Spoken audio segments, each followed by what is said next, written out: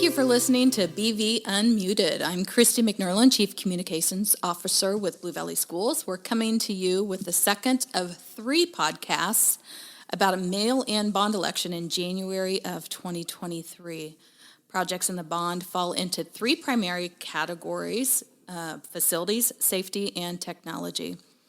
In an earlier podcast, we heard general details about facilities projects included in the no tax rate increase bond. And yes, you heard me correct, no tax rate increase. But in this episode, we're going to talk about the projects that would invest in the safety of our schools, something very important and something I know that our viewers will want to learn more about. And in order to do that, we have a special guest with us today. Director of Safety and Security, Dan Carney, is in the house, and he is the best of the best with many years of experience. How many years experience do you have, Dan? Well, here at Blue Valley, I'm going into my 12th year here as the Director of Safety and Security, but before that, I retired from the Overland Park Police Department after 26 years there. How blessed that we were able to have you come over and help the district out. Tell us a little bit about what the role is of a safety and security leader for a school district this size. Well, when I arrived 11 and a half years ago, I really didn't know for sure. My predecessor, an awfully nice person named Dennis McCarthy, was briefing me and kind of helped me. Yeah, he helped me sort of get acclimated to it. But I think I always say that our department is operationally concerned with the safety of students, staff, and visitors every day that we work. That's our primary focus. We never stop looking for ways to improve. You know, I've recently attended a lot of PTO meetings, and I tell parents that we continue to try to minimize risk when it comes to their children's safety in schools. And even though we know we can never reach zero risk, we can't get there, but we do our best every day to try to get there. And we're going to continue to try to get there. We never stop. We never say, "Hey, we've done it. We're good now." We just don't say that. We're never going to stop. As long as I'm here, as long as there's a safety and security department. Yeah, and there will be, because you're such a valued member of Blue Valley School District's team. And I know there's 2 in particular things that I want you to talk about, because I've heard you many times talk about the philosophy of school safety, your philosophy that I think you also referenced your predecessor who kind of had this same philosophy. And talk to us a little bit about that. Yeah, well, Dennis really did inaugurate that, I would call it a strategy or a philosophy that he brought with him from the Secret Service, where he used to work and retired from. And initially, the strategy was to identify, assess, and manage kids who might be on a path to violence. With his help, we sort of expanded that to say, well, we're going to have a difficult time identifying those kids if we don't have trusted adult relationships with those kids. In other words, if we have schools where there is this is going to be a little extreme, but a guards and prisoners kind of relationships in the school, then you're not going to hear from the kids. The kids aren't going to tell you anything. So the idea is to build positive, trusted adult relationships with kids, so when they're hurting, when there's something going on with them that's unsafe, or they know of someone who maybe is, again, on a path to violence in one way or another, they'll come and tell us. They'll tell someone. They'll tell some adult what's happening. And that's been the big, if you want to call it the big hole in the process over the years when it comes to school shootings. And the data shows that students oftentimes knew about other students who were on a path to violence, who were planning, who were working towards a day when they would come in and hurt other children or staff members, and they didn't tell anyone. They didn't tell anyone. They may have told each other. They didn't tell an adult. Mm-hmm. So we need to bridge that gap, and we work hard at creating a culture in our schools where there is no gap, where kids do have someone they can talk to. And I think we have the kind of staff that embrace that philosophy. Relationships are such a big part of their work in many areas, but definitely when it comes to safety as well. You know, one of the things you mentioned I want to dig a little deeper on is you talked about we never stop trying to reduce risk. I've heard you talk about this layered approach.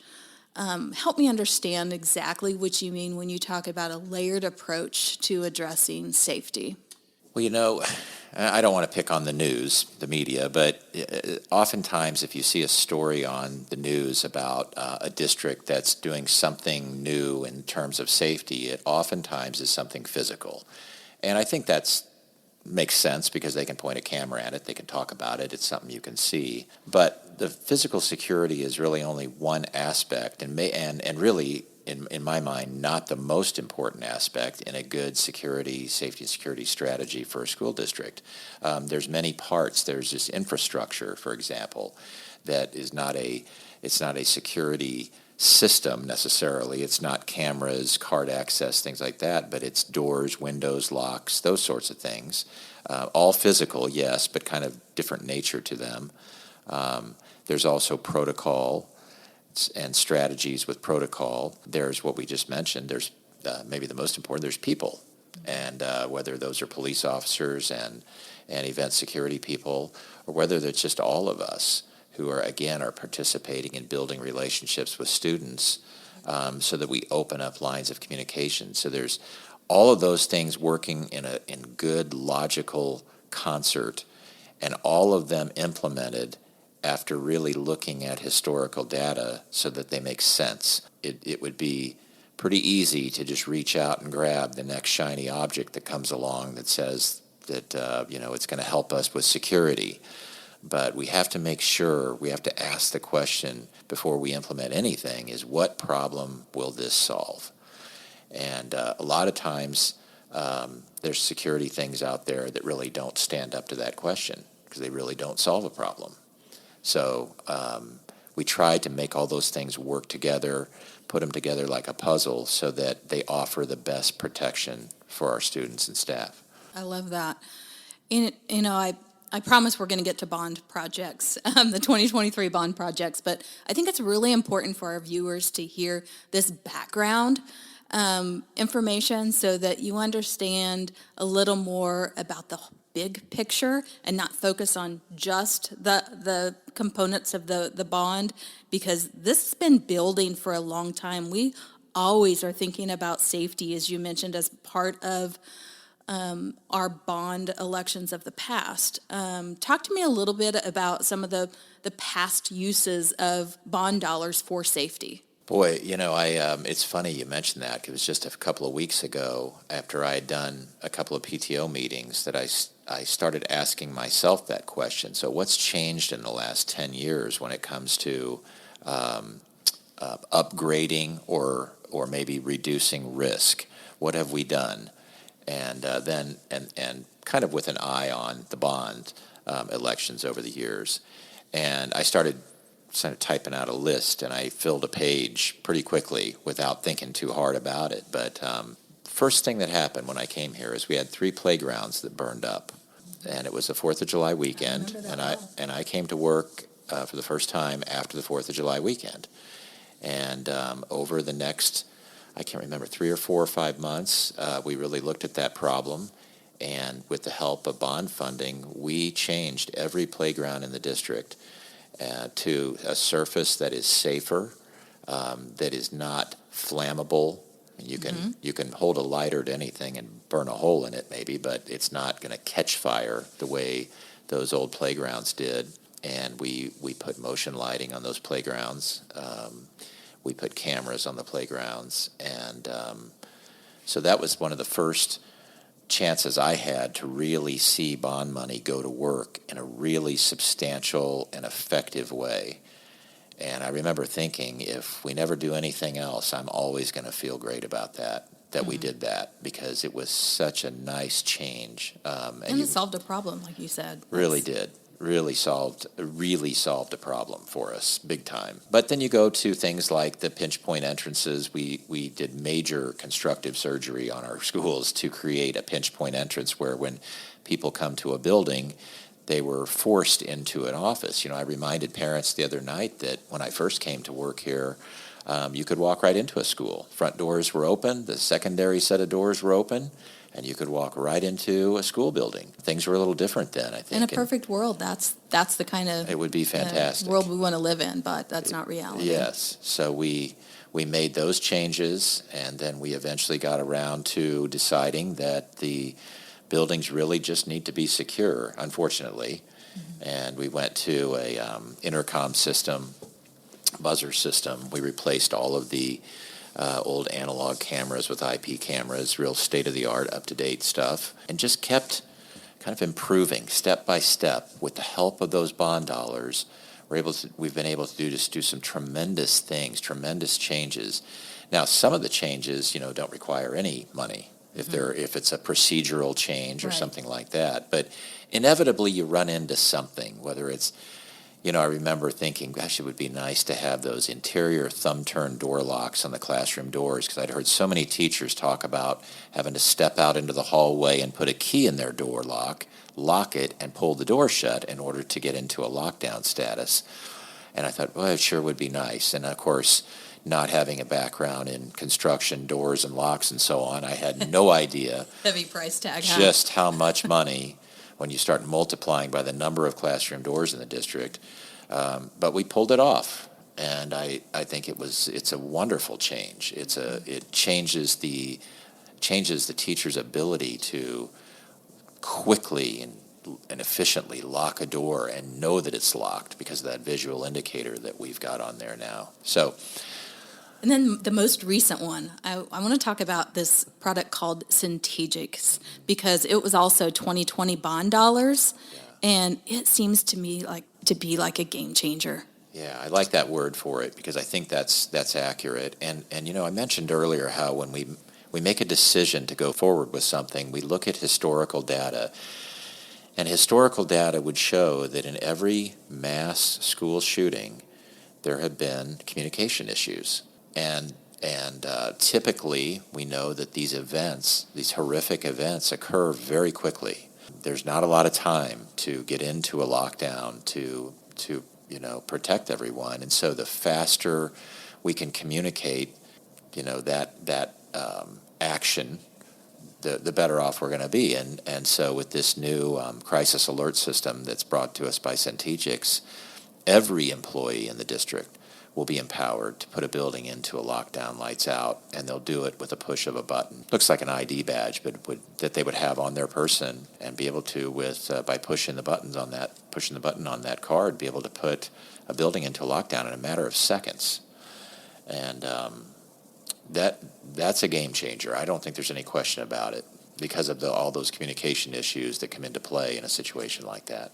Once again, that's thanks to our community who supports these bond elections that allow us to be able to do those types of make those security enhancements. Yeah. And I think that kind of leads us a little bit. And by the way, I'm going to have you back for a separate podcast. We're just going to talk about that new product, Centegix, and how that's going to help our staff and our communication systems when it comes to emergencies. And I think we can do a whole podcast on that alone. So will you come back? That sounds good. Yeah, let's do that. Good. That'd be great. All right. For now, I think let's talk about the 2023 bond election and the safety components that are in that. Give us a highlight. Well, we've talked about continuing to enhance our communication capabilities in the district, and one of the things that I've tried to do is to be kind of a champion of redundancy when it comes to communication, because we know that things can fail. You've probably heard that in a major catastrophe, that trying to make a cell phone call, for example, can be a real problem because the tower gets overloaded. I don't know how that works, by the way, but they say it happens. So I've thought, along the way, it's good to have redundancy. Someone might say, well, you have some portable radios out there, so you don't need something else. Well, no, it's good to have redundancy in communication. If one fails, you have the other. And by the way, I've always been a fan of portable radios because they're immediate, they're quick, and we have a lot of portable radios out there, but For a long time, I've wanted to put a portable radio in the hand and on the desk of every teacher in the district, and this is one of those things that would allow us to do that. We say when teachers take kids out for PE or for recess, we want them to have a portable radio. I want them to have their own that sits on their desk, charges up, and when they walk out the door, they can clip it on their belt or take it with them. And they're not cheap because we don't buy cheap radios. We buy radios that we know will work and be effective. It's another layer, right? It's another layer. It's another layer. So those kinds of things are, I think, they're critical. All right, talk to me a little bit about, I think intercom systems was something else we're seeing on the bond list. How does how does that relate to school safety? It's not just the daily announcements, right? Right, that's right. And our intercom systems, and by the way, I think this is sort of to the credit of our design and construction people that have built these buildings over the years, that we really try hard to be fiscally responsible when it comes to purchasing systems. And so we try to use them to the end of their useful life. Mm-hmm. We didn't put PA systems in schools and then say in 2 years we're going to pull them out and put new ones in. We really try to use them until it's time to replace them. And consequently, we do have some systems out there that are pretty old. And we also have systems that at times can be difficult to hear, maybe because of a part of the building you're in, and we know we need to sort of go out and remediate those things. So that's all included in this. But I think just bringing those up to date probably is a pretty important thing to do. We don't want failures on the intercom system. We also don't want to have single broadcast points for them. We'd rather be able to broadcast from anywhere in the building because bad things can happen in different parts of a building, whether it's a medical problem or whether you have a fight or something like that. They can happen in different parts of the building. So that upgrade could really, really be important. I can't emphasize enough this emergency communications is so important. Getting help to where you need it as fast as you possibly can. And that's what we're after here. Again, minimizing, reducing risk, lowering the risk. The faster we get help to somebody, the better chance we have of helping them if they're having medical problems, stopping a fight, stopping some other kind of problem, any kind of violent behavior, we're better off. And I'm seeing there are some other things that are pretty standard, I think, but fire alarms, that's something that's included in this bond. Anything about any of those other things that are projects? Well, it maybe if I say much about the fire alarms, it might be like stating the obvious, and I don't want to come across as patronizing, but obviously we want our fire alarms to work every single time. We don't want any failures there. And it's funny how fast time moves. You put in a system, and it's funny how 10 years has gone before you know it, and it needs new stuff to make it run better. And I think that the design and construction folks, the facilities folks, have identified some weaknesses in those systems, and I want those to be state of the art. We just don't need any mistakes or errors when it comes to these systems. I think that's going to bring us to a close. You have been absolutely amazing to talk to. Your work that you do is amazing and appreciated. I know that I hear from our PTO and our parents out there when you visit. After they hear you talk, there's a sense of, extra security to know that someone's really paying attention to these kind of details and thinks about safety and from so many different directions. So.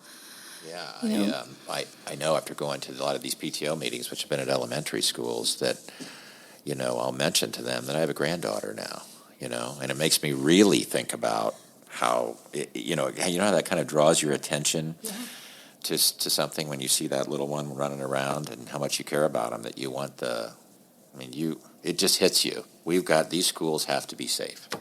So it's really important. I will mention to the viewers that we get to see pictures of that cute little grandchild of yours every time we're around you. I have shown a couple of pictures.